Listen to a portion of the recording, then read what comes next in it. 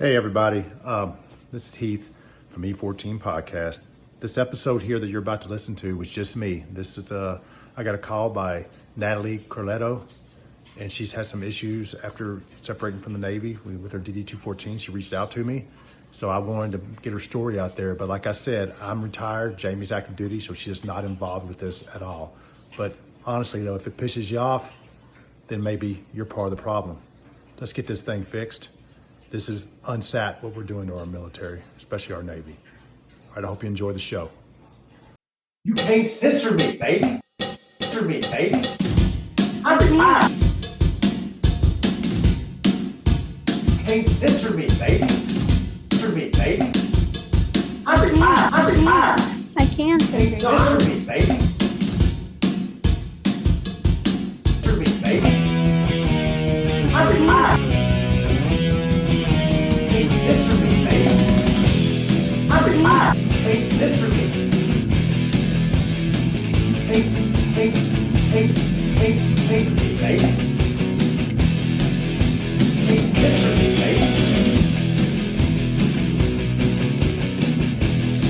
Can't censor me, baby. I'm retired. I can censor you. No, I'm retired.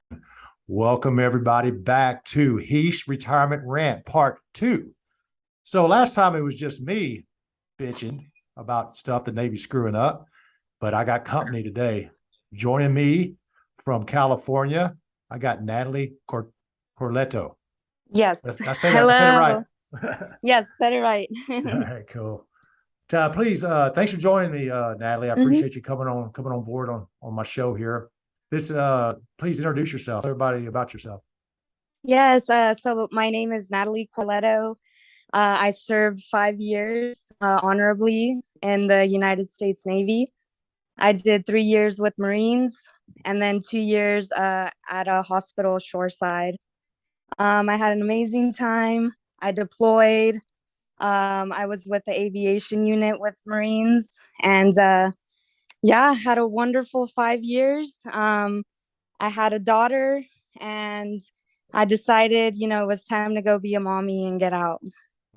Oh, great. You do. Hey, you could have done a lot worse things and served your country for 5 years. Thank you for your service. And thank you for your service. Thank you. Likewise. Thank you. So I want to get into why we're here today. So I'm going to touch on it, but Natalie, I want you to kind of dive deep if you don't mind. But yes. Everybody knows I'm passionate about sailors getting what they deserve. I've always active duty. I was big on it, and I still am to this day. Retired, but Natalie, you got out. You separated honorably June of this year of 22, right? Yes, correct. So I came in June 2017, separated June 2022, did my 5 years. On my last day in the Navy, you're supposed to get your DD-214 in hand, separate, go be a veteran. Unfortunately, on my last day, I didn't receive my separation documents, and I was told that, I wasn't going to get them with no time frame, no information as to why. And basically that day forward, now 90 days, I'm still trying to get and obtain and separate myself from the Navy and, receive my separation documents to go be a veteran out in the real world. So, okay. I mean, that sounds bad enough, just what you said, but yes. there's a lot more to your story than just not getting your DD-214. So yes. you're married to an active duty Marine, correct? Correct. So being out, that is my sponsor. So everything, base related, I kind of have to get through him to include my TRICARE. I'm currently 10 weeks pregnant, and as soon as I finished my last day in the Navy, the next day was, hey, go get under your husband so you can get your ID, dependent stuff, TRICARE, and that was my next hurdle. I went to the DEER's office to practically get myself and my daughter from my records to my active duty Marine husband. And that's when I hit the first like the first bump in the road. I couldn't do it. My records were still open. They weren't closed by the Navy. I had no documentation to prove that I was separated. So administratively in their systems, they can't go in there and shut it off. The Navy has to close your active records and give you your DD 214, and that allows you to go out, be a dependent, be a veteran, and move on to that next step. Right. And so you cannot even get TRICARE medical right now Nope. So because for yes, they won't give you an ID, or they won't give you TRICARE under your husband, because to them you're still active duty, because you haven't got your DD 214, your separation paperwork is not completed, correct? correct. And people tell me, okay, well, your active duty records are still open. Why aren't you receiving TRICARE that way? And people have to understand our EAS dates are in all of these systems. So the moment that day comes, DFAS, your pay, TRICARE, your certifications on your CAC ID, all of that stuff shuts off, shuts down. So my records, in a way, they're closed, but they're still open, if that makes sense. Oh, I got you. So yeah, so but without them shutting off that active duty status and providing me with my separation documents, my DD 214, we I say we because there's others, but I can't move forward. Yeah. And then let's talk about college. Didn't you pursue college after you got out? Yes, so Okay, I just so everybody mhm, knows, Natalie, real quick, when you get out of the military, you still have your GI Bill, or post 9/11, but you have to be yes, considered a veteran or active duty, one of the two, yes, correct? And correct.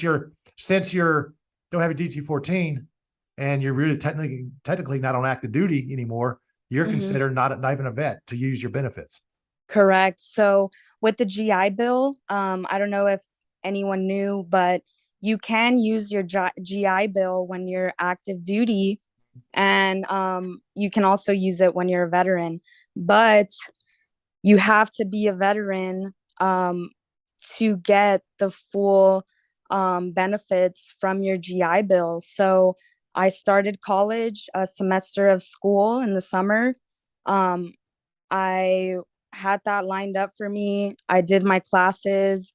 I finished them all the way through, but in the beginning, the VA only granted me about $100 for a semester of school, and I couldn't wrap my head around it. I said, why is this going on? I'm a veteran. I need, I'm supposed to be getting my full rate.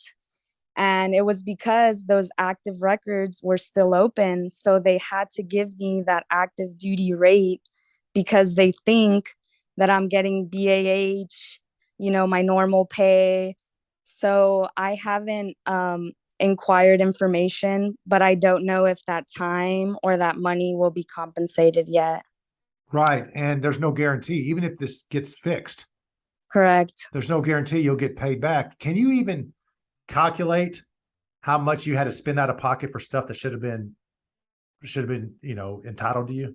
I cannot, honestly. I can say that my savings, everything that I've prepared for is pretty much gone or almost gone.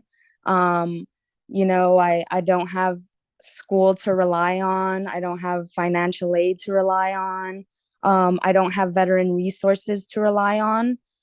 If they cannot see you in their systems as a veteran, they cannot provide you help. So they keep throwing, me and us back to the active duty side, but we don't have IDs to go on those bases and get answers and figure out what's going on. So we rely on phone traffic, email traffic, and we're getting to a point where no one's wanting to talk about it, say anything, and hear our cries. And yeah, so that's why I'm coming on today. Well, well, we're here to spread your word, definitely, Natalie. And let's talk about California. You live in California, obviously. Didn't California try to help the Yes, congressman over correct. there? Correct. So I did reach out to my congressman. Obviously, there's other people in this position, many who have gotten their DD 214, others who haven't. But those that have, they always advise going through your congress people of your state. Right. So I did do that. I was put in contact with Mike Levin and his team. They're still working really hard to figure out my case and kind of what's going on, the bigger issue, and provide us with some sort of information as to why this is going on or what the Navy is going to do to provide us help. Because, like I said, veteran programs, resources, they cannot help us. So we strictly have to rely on the Navy, who's putting us through this. Right. So yes, Mike Levin and his Congress team, I thank them so much. They are working hard, trying to get updates. But even so, then, the Navy is still giving limited information. Right. And then they try to shut you up with like a unofficial DD 214. Yes, correct. When I initially started working with the Congress people, I gave them my story. I told them I was pregnant. So, this was very urgent for me because I needed medical care. Um, Within about a month, they sent the Congress people a DD 214. It looked awesome. I accepted it. I thanked them. I thanked the team. Um, I was even, appreciative of the Navy to have made this document for me and given it to me. It looked official. It said DD 214, had all my information on there. I uploaded it to the VA and several other government programs. And right the next day, I was called and told that this DD 214 is not the correct DD 214. So if there's anyone out there listening, there's several versions to a DD 214. This was something I wasn't taught in TRS or TAPS. They just kind of said DD 214. What we require to be separated from the military is a DD 214 member 4. You'll know what DD 214 you have based off of the right hand corner, the The bottom right hand, bottom, yeah. yeah, bottom right hand corner of the form. So the one that was given to me was a service 2. This service 2 is unofficial. It's not the DD 214 that separates you, makes you a veteran, and closes out your records. It's just an unofficial document. It really means nothing. And these government programs had to call me.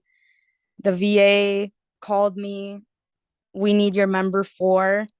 And, your records are still open with the Navy. So that was another thing that happened. This DD 214 got in all my records, my BOL, and people are telling, the Congress team that I'm good to go. I'm separated, I'm no longer in the Navy. My records have been closed. But that's all misinformation because this DD 214 is not the one I require. The one I need is a member 4. Or right, So, right. mm-hmm. And you've talked to other people that's getting the kind of the runaround, correct? I don't want to get their Yes. names out there. It's not our job to tell their story, but about how Mm-hmm. many people did you personally get in touch with while you were dealing with this? So total, I've hit about 30 people. This is just me posting on group pages, on Facebook, me making a Twitter, me speaking out on my Instagram profile, um, Facebook especially. And I've connected with people in the East, here on the West, Hawaii, those who are already out, hitting 90 days or more like me. They also have children. Some have active duty sponsor spouses as well, having issues like me where we can't be dependents. And others are approaching their retirement or their separation, and they're also terrified They're hopeful because they still have time and they're in a position where they are still active duty. Right. So they're going and demanding answers because they have the access to.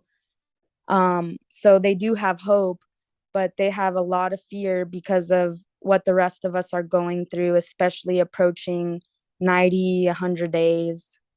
Yeah, I mean, you knew a guy. I'm not going to even give his rate or nothing, but Mm-hmm. he sent his family back to the. He was overseas or out of Oconus. He was not in the continental Yes, United States. He sent his family back to the U.S. while he stayed there on terminal leave, which correct. is So, yep.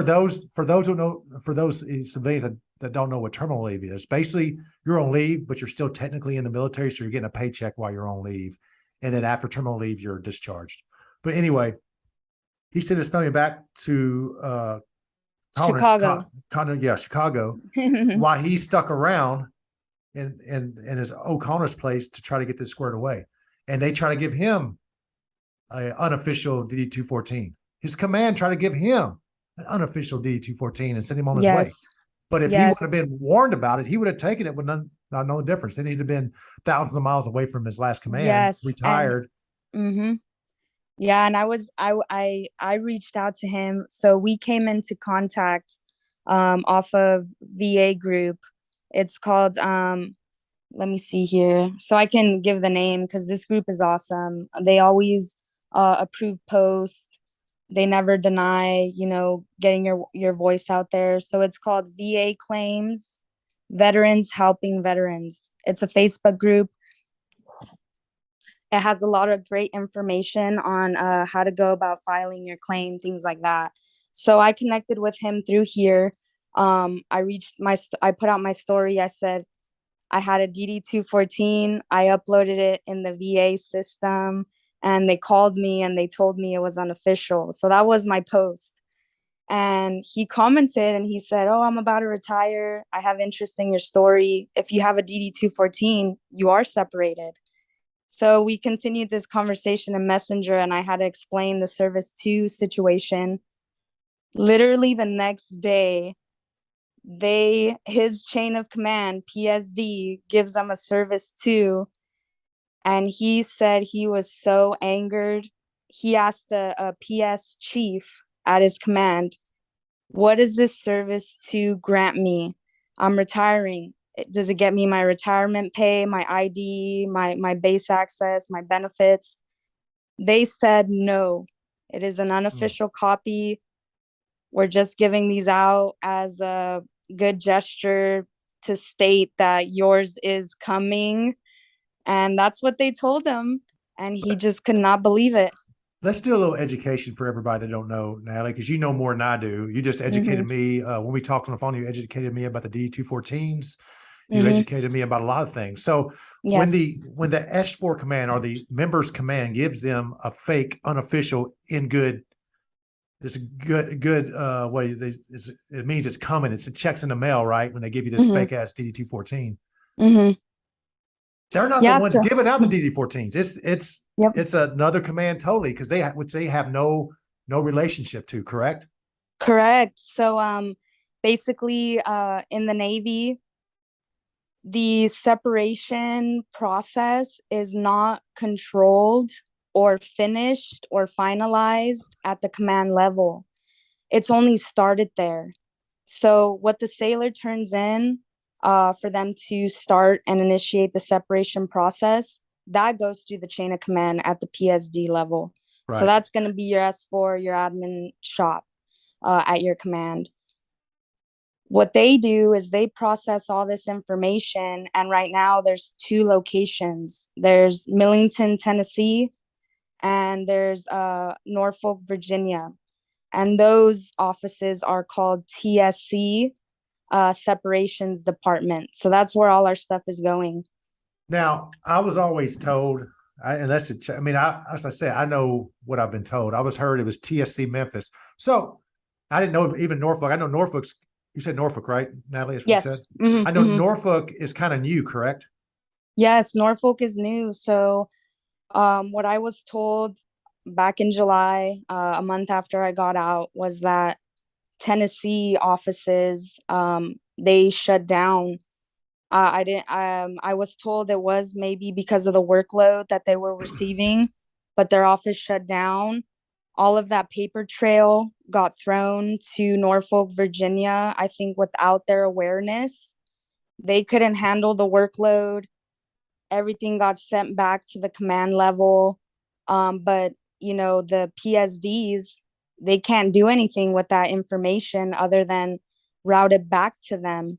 So that's what happened again. Everything got routed back, resubmitted, and it's just kind of been bouncing back and forth. I got updates yesterday that my stuff was in Tennessee, and today that it's in Virginia. We're getting the Within runaround. a day, it moved from Tennessee to Virginia. Yes, or these updates, they're not clear across the board. What my chain of command is telling me is not what is being told to the Congress people. So that's where I have to step in, recall people, and figure out where my stuff truly is. But now my questions are, am I separated? Are my records closed? And do I have a member for DD 214? And, that's what you got to ask. If they say no, your records are still open, you don't have a member for yet, then you ask more questions. Okay, what are you going to do for us? What resources do I have available to me? And it's sad because they still don't know the answers to Right. to They these don't. questions, because it's the first time it's happening in history. Yeah. And I want to get personal, not too personal, but please don't answer anything you don't feel comfortable about answering, Natalie. Mm-hmm. So you're expecting, correct? Yes, I am. How is this a normal pregnancy? Are you having any complications? So I am having a little bit of a hard time. My Yeah. first pregnancy with my daughter was during COVID 2020. So I was at home a lot, Right. especially since the military really didn't know what to do with pregnant women and COVID. They kept us really safe. Right. So that was awesome. I had a pretty good pregnancy despite COVID. Good. This But now, pregnancy, yes, this pregnancy, with these issues, not being able to get medical care, because I'll be billed, I'll be charged. I'm severely stressed. I'm going through a lot of morning sickness all day, every day, and I just have seen no end to it yet. and how old are you, Natalie, if you don't mind me asking? So I'm gonna be 25, actually this Thursday. So you're still a young lady, young family, right? Yes. And has this affected your mental health at all? I can't imagine. It must have. Oh, yes. I suffer from anxiety and just depression from having had my first child. Right. Um, and with this going on, you just don't know like what information to trust. Like I said, I don't have medical right now. It hurts to be in this position. Yeah. So yeah, my anxiety and my mental health is not good. Unfortunately, my marriage here at home too is, a little bit of a strain there. Right. Um, it's very hard. Can't imagine. And then you being pregnant, expecting, you can't just go out and just get a job because first of all, No. you're expecting. I'm sure it's hard to find a job. They know they're going to lose you, and whenever your baby's due for a while, and Mm-hmm. it's hard to get a job. So it's not like you can just go out and get a job. Oh, I'll just go out and get. You can't do that because the odds are Correct. you're probably not going to get hired. Hey, everybody, if you hear the little one behind it, that's Natalie's little daughter. She's Yes. yeah. Sorry. I'm So like, no sweat. I just want to let everybody know that's Natalie's little girl. Yeah, I can't imagine what you're going through because there's no way to fix it right now. You can't do anything to even mitigate the strain put on you and your family. And I just correct. don't understand how the Navy will expect so much out of their sailors. And honestly, you're on a veteran group, not a Navy group, right? When you Yeah, so yeah, I've been on veteran groups veteran mostly group, because when I say mhm, veteran, I mean all forces, not just the Navy. mhm. Have you heard any issues of other services besides the Navy? No, no. So Okay. just the Navy, just the Navy. I'm going to give a little background so everybody knows. Around 2017, some admiral in his infinite fucking wisdom decided to let's take all the PSDs from the bases and let's shove them in one location with a bunch of low-life civilians working there. I don't have nothing against civilians, but the civilians working there, I've talked to them. They don't give a shit they have no passion for the military at all. And if you're going to have people working for the military, it got to be more than just a paycheck. It's got to have a passion for it. Wouldn't you agree? Yes. And the last retirement rant I did, I was talking about how these same civilians were screwing people over when it came to their BAH. People get married, they don't get the married money, so sailors are taking loans to pay their bills because you can't live on a ship when you have a wife and kids. You got to have a house, and the Navy allots you money for that. But like I said earlier, they don't. They're taking them a year to pay that money, up to 6 months to a year to pay them that money. So they're broke as hell. Which same thing you're going through. Yes. You're not getting care for your unborn child. Mm-mm. You're not getting the medical attention you need. You really can't get a job to help because you're expecting, and a lot of employers don't like to hire somebody expecting, and it's just the way it is. Mm-hmm. And it's putting a strain on your marriage. And this could all be taken care of if they would just do their fucking job and give you a DD-214.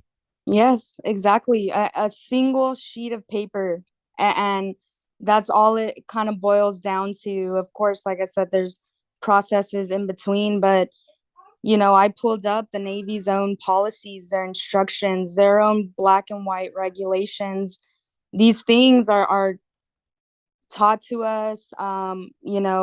It's in their instructions that we are going to receive this documentation prior to leaving the command on the last day, and it says that in their instructions, underlined. Yeah, only that sentence is underlined. It will be distributed to the member prior to leaving the command on the last day. And no one's taught us about these versions of DD-214s. No one's taught us, hey, if you don't get it, this is what you have to do, or these are the programs and resources that will help you. None of that has been given. Everything's kind of just getting figured out right now. Right. And I think it's because the Navy just really started getting fucked up when it comes to taking care of their veterans. Yes. I don't think that's not a norm. This is probably the last few years tops. And this is not a privilege. This is a fucking entitlement. You are entitled to that piece of paper for doing your time. And I want to talk about one other thing. So and like I said, Nat, just tell me to shut up if you don't want to answer it. I don't get offended. Oh, no worries. I got thick skin. But you claim compensation, right? For VA compensation, right? Before your retirement. Yes. Or separation, not retirement. And yes. You don't even know your rating right now. You don't know what's going on with that because you don't have that piece of paper, that DD-214. Correct. And you call VA, all they will tell you is you're not in our systems. You haven't provided the appropriate documentation. You're not a veteran. We can't act upon your claim, until your record's closed, you show up in our systems and you give us that form. That's when you'll get your rating. That's when, you'll be good with the VA. Yeah, and it's automatic too, because once you get that DD-214, it all falls into place. They do it, it's all sent. I don't know how, but it's all sent to the VA. The VA knew before I did. Yes. Yes. But without that separation package being finalized, you don't get that piece of paper that you require to live a decent life. And not to mention you're living in California, which is not the cheapest place to live. No. And I have another story of a single sailor. She was stationed out here down 32nd Street. Yeah. She has 3 boys, the youngest being 8 months, the oldest being 7. She had to move into her family's home, her mother's house. Imagine that, being, a woman who did your time, took care of your children, gave them a great life. Like I said, like you said, our entitlements when we get out, we rely on those. They give us everything we need to go get our lives started on the outside, especially if we have families. Right. She's at her mother's house and she told me her story. because she doesn't want to come out and say it herself. So there's people out there that really can't advocate for themselves. Right. People who are alone. Yeah, but what if that person you're talking about didn't have a mom? Exactly. Maybe her and her kids would be on the freaking street. Yes. So this is bigger than just not getting a piece of paper. This is a cascading effect. It starts out with a piece of paper, but then it just adds up and adds up to everything that piece of paper, helped you out with, that you are entitled to for serving your country for however long you served your country. And I just don't understand how this can be on the back burner of anybody's workload. This should be on the front line. That is your one job in fucking life, is to take care of sailors separating, or sailors in our case, sailors separating from the Navy. Yes. That's your one damn job. Yes. So yes. I just can't understand how somebody could sit at that table and says, "Oh, it's not that important." Yeah, she ain't got a D-214 in 3 months after separation, but that's not a big deal. And I have heard other things. I've heard they're rationing sailors on ships food. They're rationing them food on ships. I've heard all kind of things, and I got it from a good source. So it's yeah. I mean, I heard a story when I was deployed in Japan. So I was UDP. I got flown there, and What's UDP? Explain what UDP is, please, now. So I don't actually know the official acronym. Right. Sorry, my military right. people. But basically UDP is when you fly out with your unit. You're out there deployed, but you're not gonna do it. You're basically gonna do it like a shore duty deployment. Got it. Okay. When you go MEU, or you go go on to the the ship. Go on the ship. Yeah, so I was assigned UDP shoreside. My corpsman buddy, coworker, he was on the MEU.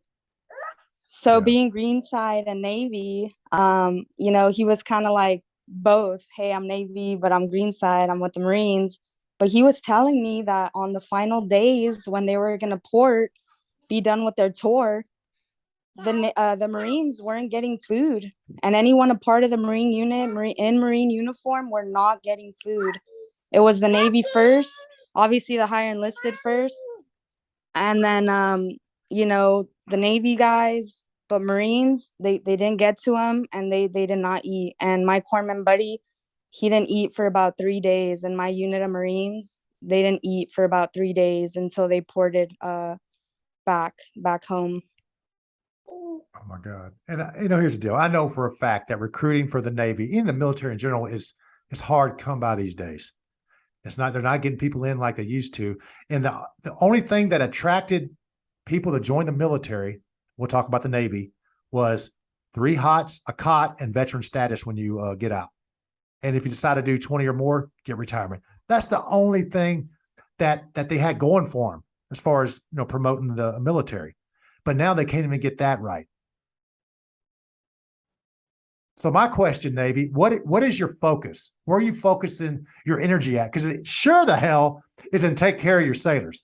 We know that for a fact. You don't give a fuck. You haven't given a fuck in a while.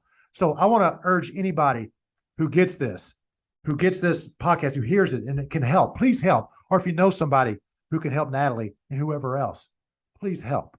Please do what you can for these fine Americans that serve their country selflessly and did whatever they were told for the time they were in. You think it was easy for a female, which is not a common thing. Greenside is starting to be more common now, but back in the day, it was all guys doing it to join the Marines and hump 5 or 10 miles like they do. You think that's not easy. It's not easy for a guy to do it. It's not easy for a female to do it. It's hard. Natalie here did it. No bitch complaint, did her job. And all she wants is a piece of fucking paper that shows that she served her country honorably for 5 years. That's all she's asking. She's not asking for anything else. She's just asking what is due to her. So please, Navy, get your head out your ass. Anybody that can help, please help Natalie out, and whoever else you can help out. Obviously, it's not just her, but what kills me, like somebody that separated 2 weeks after you, no issues. Right? Yes, there's people out there with no issues, people retiring, no issues, getting out before you, after you, no issues. So it's like, what's the deal? You know, we need answers. And I'm gonna before we end, I'm gonna leave everybody with a thought. So when you were in the military, anybody listening that are in the military or prior military, you were not allowed to fail. Why are we hiring civilians that are allowed to fail, that don't have a passion for taking care of sailors or taking care of military? Why are we doing that, Navy? Natalie, thank you so much for coming on.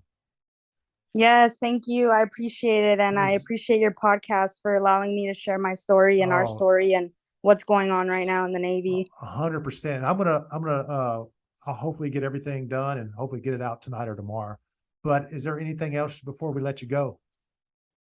No, honestly, if you know you're experiencing these issues, please connect with me. I'm Natalie Bangs on Instagram and on Twitter. I'm Veteran Advocate. The O in advocate is a 0. So if you want to share your story, you know, share information, please reach out. You know, I would love to hear your story and, you know, get our stories heard. And then, Natalie, I'm going to close out, but please stick around.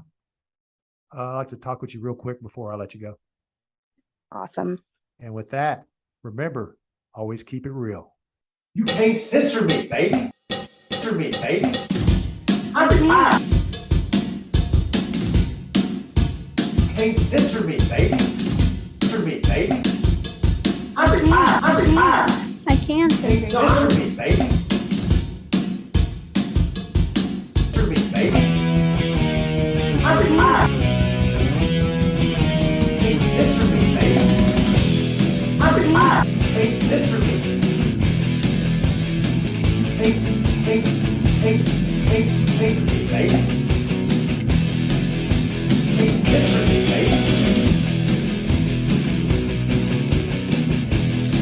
Can't censor me, baby. I'm retired. I can censor you. No, I'm retired.